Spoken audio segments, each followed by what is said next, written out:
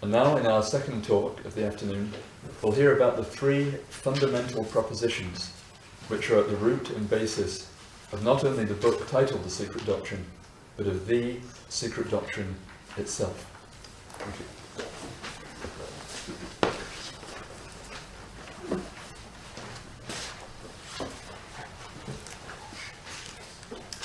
So friends, in this second talk, as we heard, we will try our best to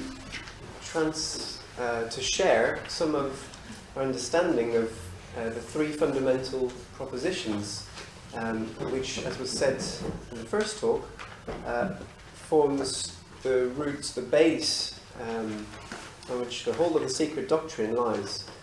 And it was written that it is for a good, proper study and understanding of the secret doctrine, it is necessary to study and have assimilated these three fundamental propositions.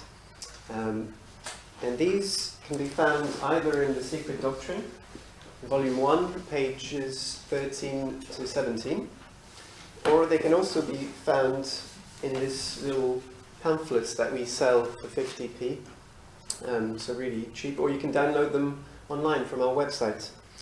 And these few pages really contain the essence of the fundamental teachings of Theosophy. And these teachings cannot be understood in one or two readings. They are the work of years and years of reflection, study, meditation. So, as we understand, we're not going to be able to give much in the next 10 minutes or so.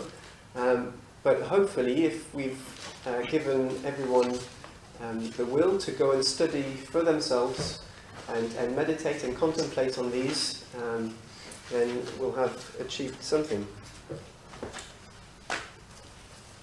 So,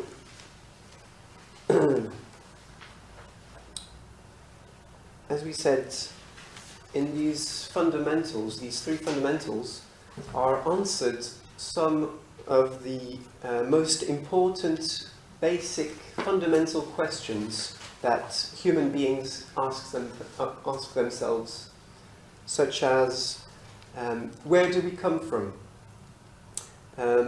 What is our relationship with other beings and with nature?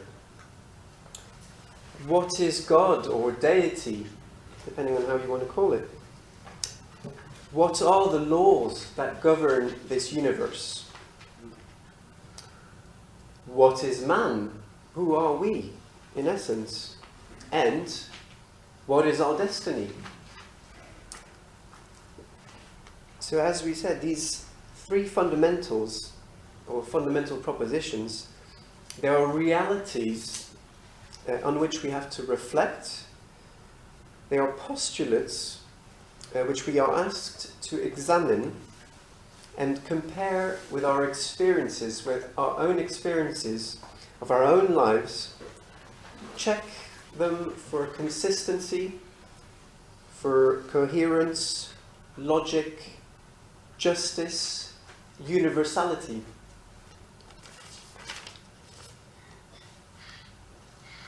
These three fundamentals, as we have said, have to be assimilated and kept in mind at all times for a study of the secret doctrine to be of any benefit. And Theosophy, in the best tradition of the ancient wisdom, proceeds from the universals to the particulars. So we'll start with the first fundamental, which postulates an omnipresent, eternal, boundless, and immutable principle, on which we can't say much because it transcends our power of conception and without the risk of limiting the limitless. What we can say is an absolute reality which antecedes all manifested or conditioned being. In other words, an infinite and eternal cause, the rootless root of all that is, that was, and will ever be, without any attributes or relation to the manifested and finite universe, and finite being, and it's rather beingness than being. In Sanskrit, it can be translated as sat, and it's both absolute being and non-being. And it can be symbolized in two aspects: absolute abstract space and absolute abstract motion, or unconditioned consciousness, or the great breath.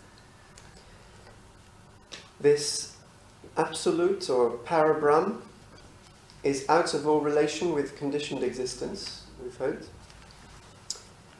But once it emanates,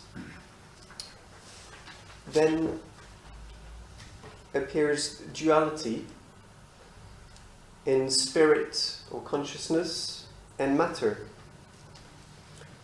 And this duality, these two aspects, consciousness or spirit and matter, are but two aspects or facets or the one reality, the absolute. But in the manifested universe, because consciousness needs a vehicle of matter to focus a ray of the universal mind. And this is to allow individual consciousness to well up as I am I, so what we call self-consciousness at a certain stage of evolution. So there is one reality which has a dual aspect in the conditioned existence. The second fundamental proposition is the universality of the law of periodicity. So flux and reflux, ebb and flow, which is also called the law of cycles.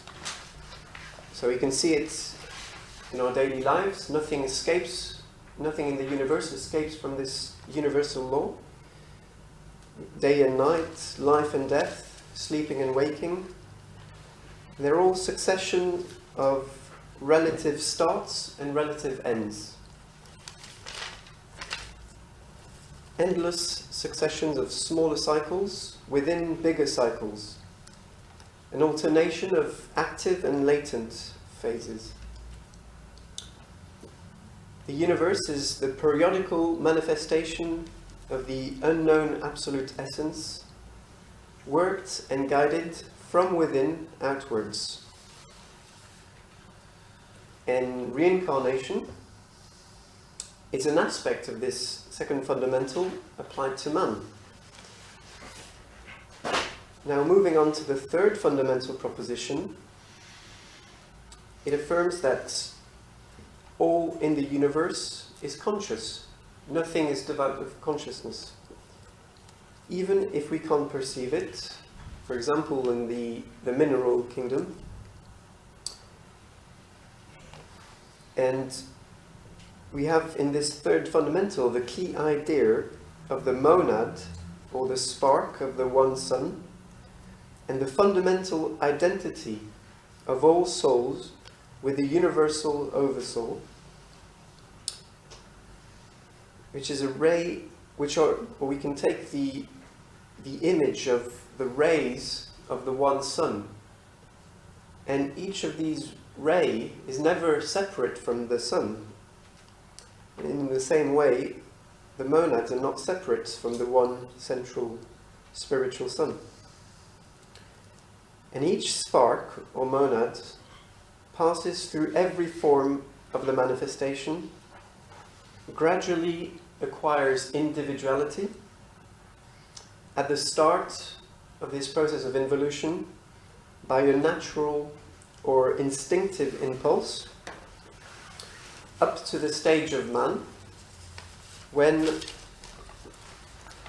from that stage the process of evolution becomes self-induced and self-devised, where man has to use his own efforts and his own will to direct his evolution, readjusted by karmic law, which is also the law of our inner being, as being the law that rules the universe, but it rules both, because there's no separateness, there's a unity, a oneness between us and the universe.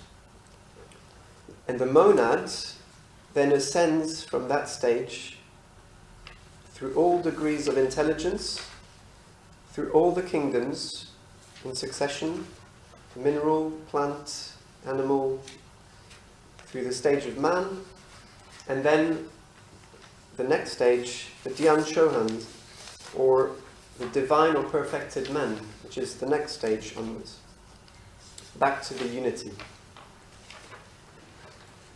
And we can say that in man there is a triple line of evolution: monadic or spiritual, intellectual, and physical. And man is the union of these three lines, but more will be said in the fourth talk on this subject. To sum up, the first fundamental is the principle of the unity of life, undivided and indivisible. The second fundamental proposition is its manifestation, so the manifestation of this principle, which happens in a cyclic manner. And the third fundamental proposition is the identity of nature between the one life and the universe and man. In his innermost nature, man is the absolute.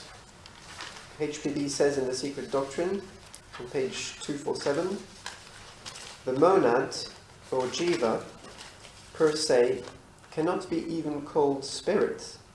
It is a ray, a breath of the absolute, or the absoluteness rather.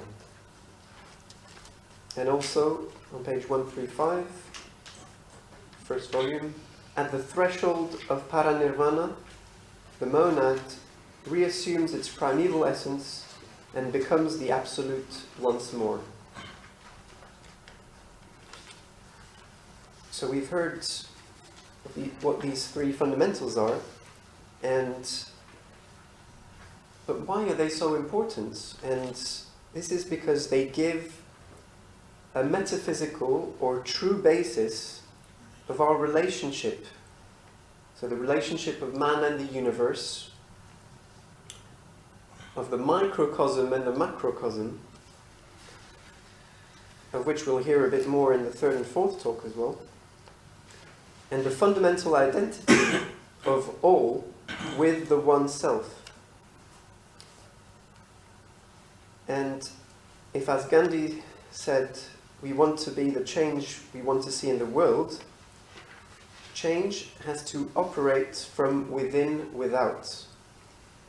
The outer is a reflection of the inner, and the duality in the manifested world has to eventually be transcended to the plane of unity. And we'd like to finish with the idea of universal brotherhood, which, if you know the the first objects of the Theosophical Society, this is the formation of a nucleus of that universal brotherhood. And these three fundamental propositions give a metaphysical basis for why this universal brotherhood is not an ideal, but a fact and a law in nature. And we will go as far as saying, although it might sound paradoxical to some, because of the separative view which is now prevalent in this society, But metaphysics can be highly practical because all aspects of life are connected, and it holds a key role in guiding our realization of the self, or of unity, of the unity of life. So this is all we have time for. So I hope we will go and study these three fundamentals.